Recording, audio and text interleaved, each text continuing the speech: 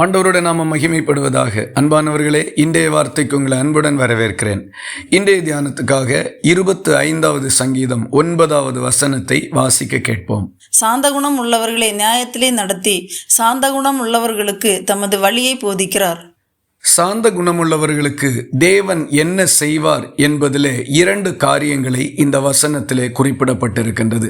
முதலாவதாக, அவர்களை நியாயத்திலே தேவன் நடத்துவார். இரண்டாவதாக, தமது வழியை அவர்களுக்கு போதிப்பார். சாந்த குணம் என்பது அமைதியாக, நிதானமாக, பொறுமையாக, பதட்டப்படாமல் இருக்கக்கூடிய ஒரு மனநிலையை குறிக்கின்றது.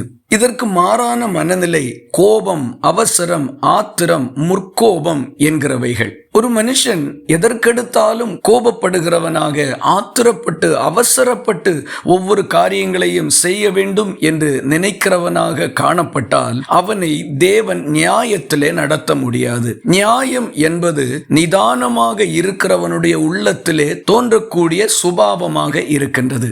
நியாயம் சாந்த குணத்தோடு இருக்கிற மனுஷனிடத்திலிருந்து தான் வெளிப்பட்டு வரும். அவசரத்தோடும் கோபத்தோடும் ஆத்திரத்தோடும் இருக்கிறவர்களிடத்திலே ஒருபோதும் நியாயம் வெளிப்படுவது இல்லை.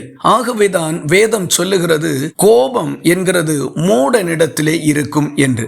நியாயத்தையும் அநியாயத்தையும், சரியையும் தவறையும் பகுத்து நிதானிப்பதற்கு நம்முடைய உள்ளங்கள் சாந்த குணத்தால் நிறைந்ததாக காணப்பட வேண்டும். இதை தேவன் கொடுக்கிறார், பிரியப்படவும் செய்கிறார். ஆகவே இந்த காலை வேளையிலே கர்த்தரிடத்திலே சாந்த குணத்தை கேட்டு பெற்றுக் கொள்ளுவோம். சாந்த குணம் உள்ளவர்களை தேவன் தாமே நியாயத்திலே நடத்தி செல்லுவார். தம்முடைய வழியையும் ஆண்டவர் போதித்து கொடுப்பார். அப்படியானால் சாந்த குணம் ஒருவனை தேவனுக்கு நம்பிக்கைக்குரியவனாக மாற்றிவிடுகின்றது. சாந்த குணம் என்பது கர்த்தருடைய சிநேகிதனாக மாற்றிவிடுகின்றது.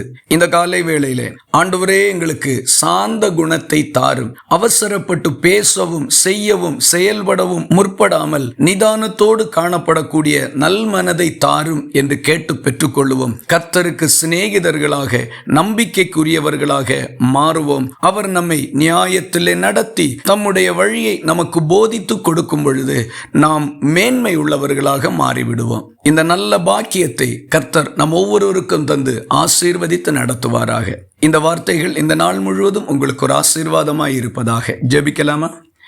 எங்களை நேசிக்கிற அன்பு நிறைந்த நல்ல ஆண்டவரே, நாங்கள் உம்மை நன்றியோடு துதிக்கிறோம். ஆசீர்வாதமான இந்த காலை வேளையில சாந்த குணமுள்ளவர்களை நீர் எப்படி நடத்துகிறீர் என்பதை குறித்து எங்களோடு இடைப்பட்டிருக்கிறீர். நாங்கள் இந்த அனுபவங்களை வாஞ்சிக்கிறோம். அது எங்களுக்கு கிடைக்கும்படி ஒப்புக் கொடுக்கிறோம். ஜெபத்தை கேட்டதற்காக ஸ்தோத்திரம்.